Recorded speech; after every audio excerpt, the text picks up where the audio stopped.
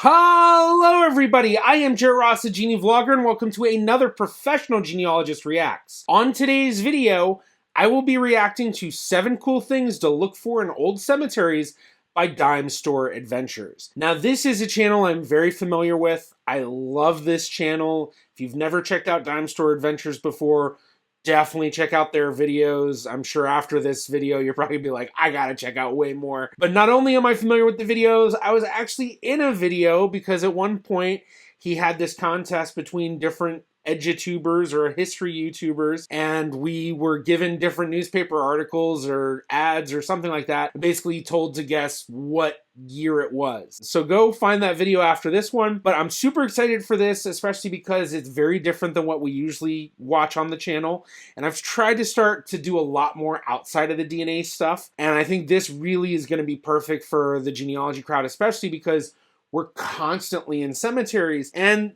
there could be some interesting stuff in this video that could actually be genealogically relevant.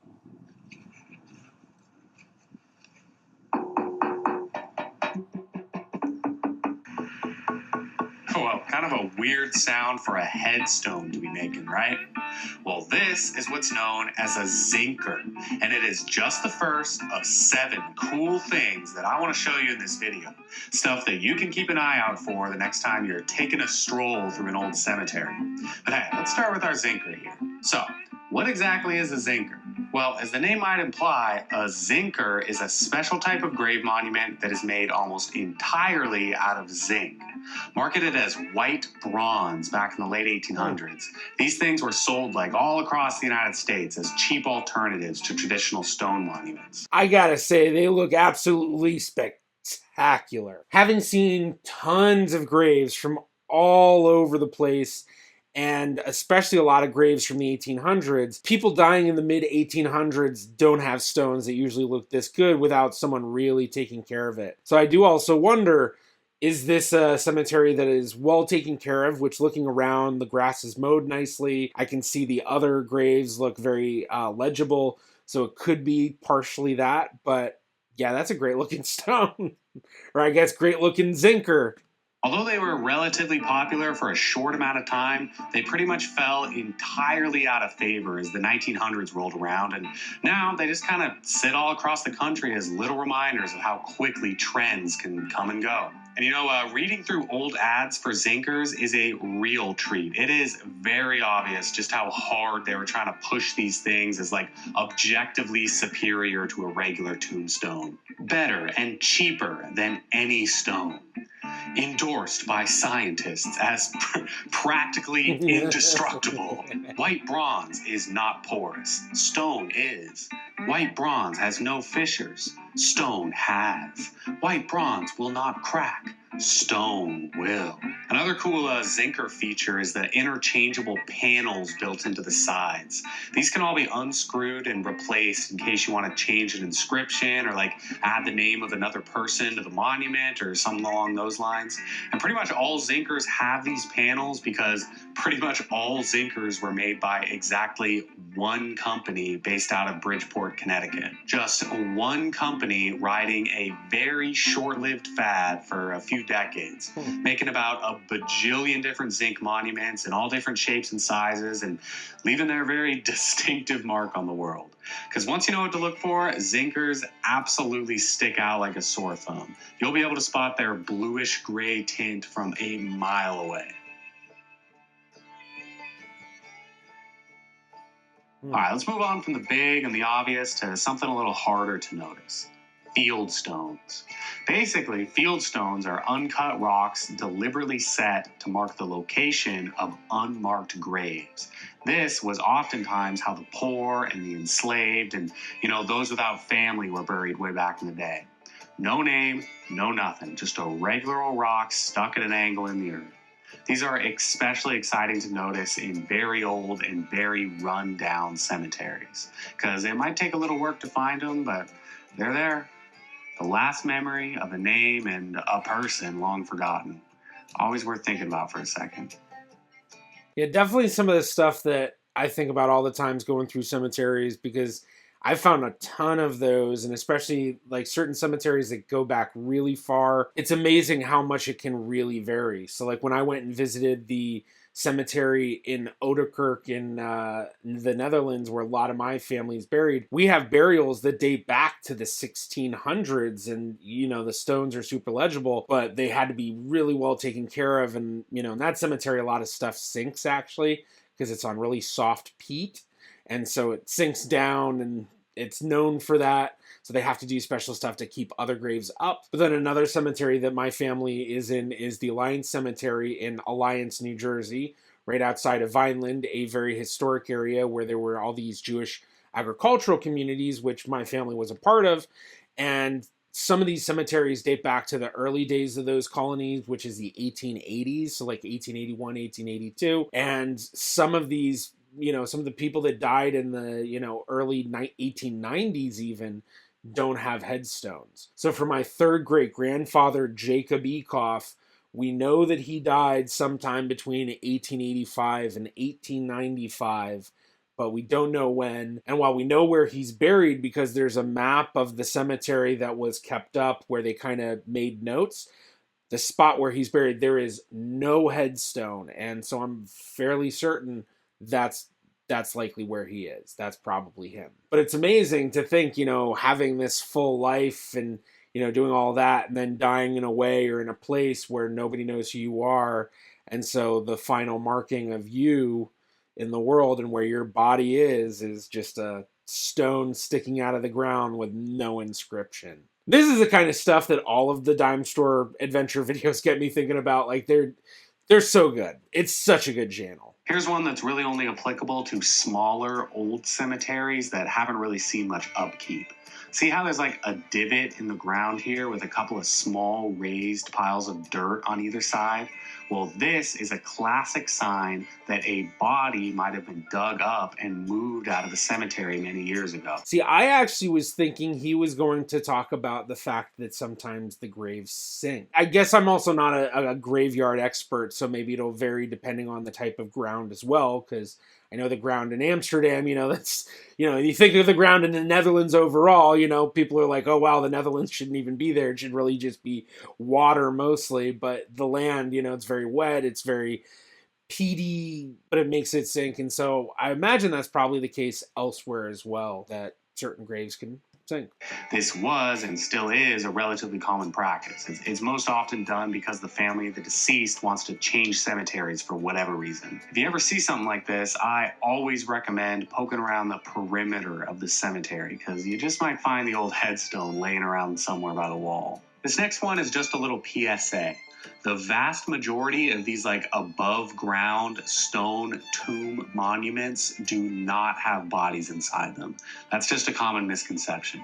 It would be way too risky to like stick a body in something like this because as soon as the stone broke or cracked, it would not be a pretty picture. And that cemetery I was talking about in Alliance, New Jersey, my third great grandmother, Rebecca Ecoff, who actually lived to be 102, died in the 1920s. The wife of Jacob Ecoff, who I was talking about before, she's buried in one of these sort of above ground sort of tombs. Obviously, like he's saying, not in the actual thing. You know, she's probably buried underneath it. But then in the same cemetery for a different side of that family of mine, there's another relative of mine, one of my second great grandmother's brothers, and he died very young, and he's buried not with like one of these above ground ones, but one of the ones that's kind of like this, but like just the stone on top of the ground. So it's not raised up above the ground, but it's the same horizontal flat stone. Hey, next time you're in a cemetery, pay a little attention to the weathering and the damage on the headstones.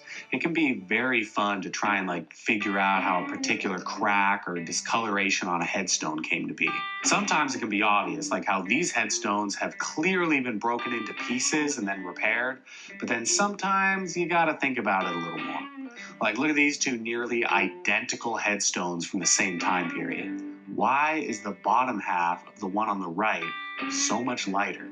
It's hard to say for sure, but my best guess is that the right hand stone was like partially buried for a long time, and then eventually some like kind person came around to do a little cemetery revitalization, and they dug it up and reset it back where it's supposed to be. And That actually makes a lot of sense, because if you look at this stone too, just below like that line of like the coloration, there's a crack, and so it looks like it broke in a way where the other side was still sticking in the ground somewhat, but the rest of it, the front bottom part, was like laying in the ground, and that's keeping it less weathered. But yeah, that's kind of interesting. I never think about that stuff too much when I go into cemeteries, other than, do I want to try to clean this, which I really never try to do.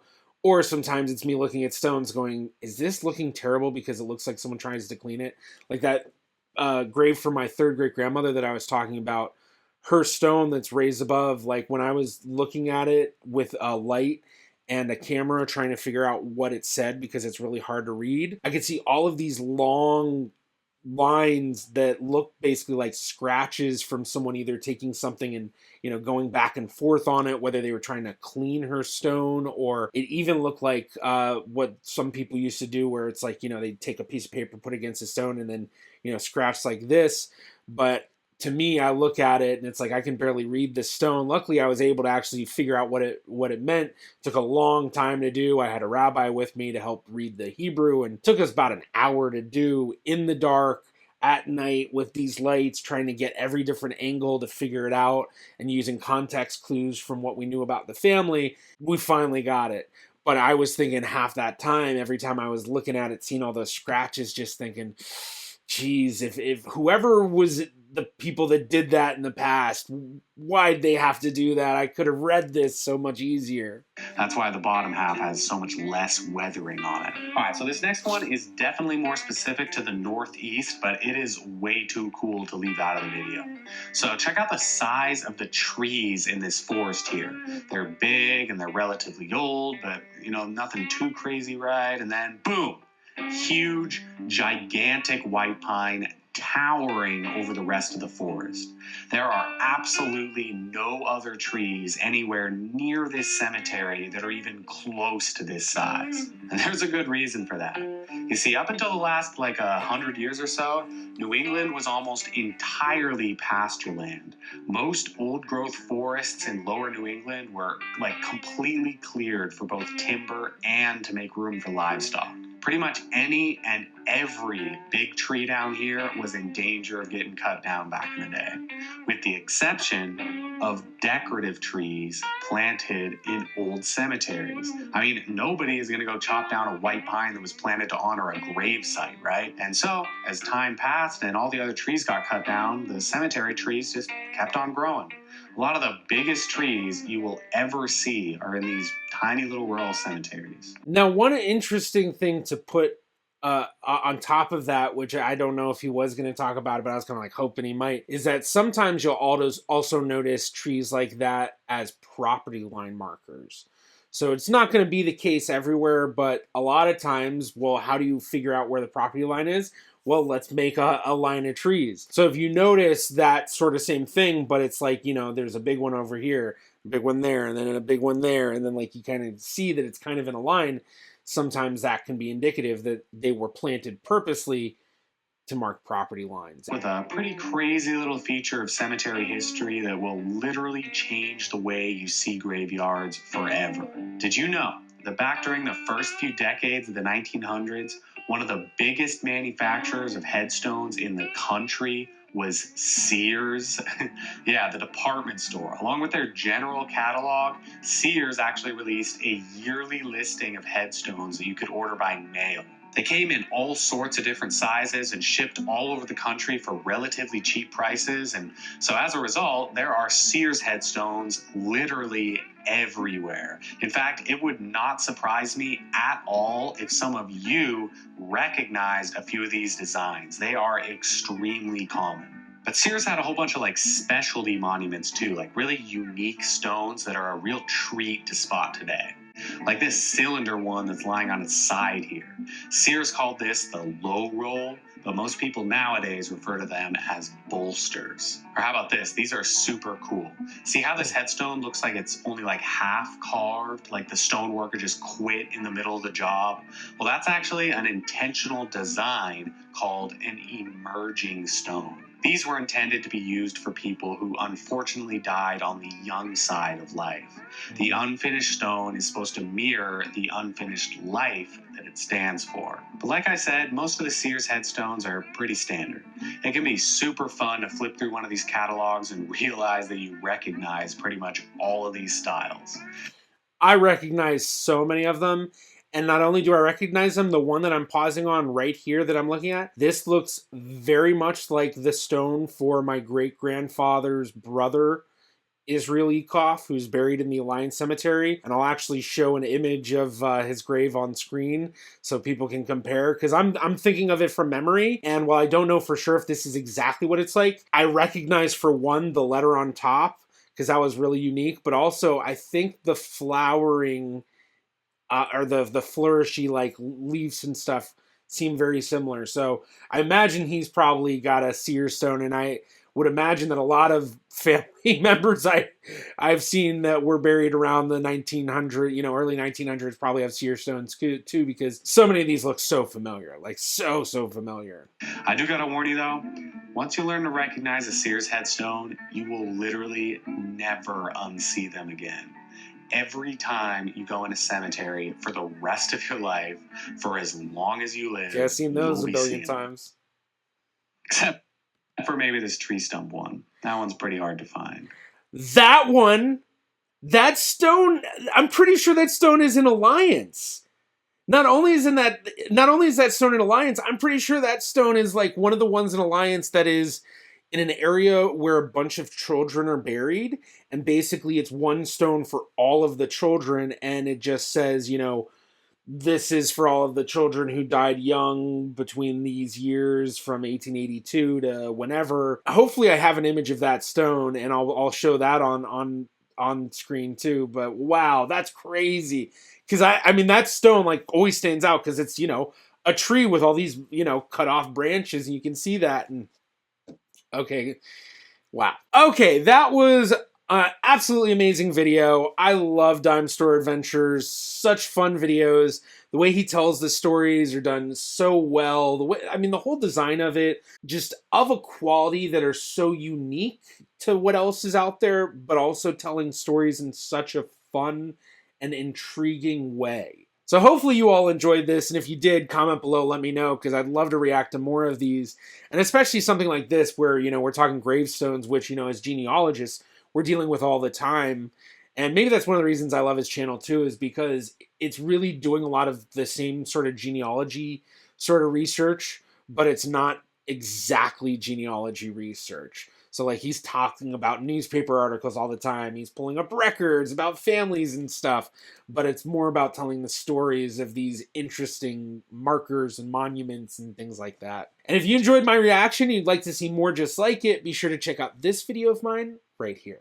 Thank you to my Patreon patrons and YouTube members.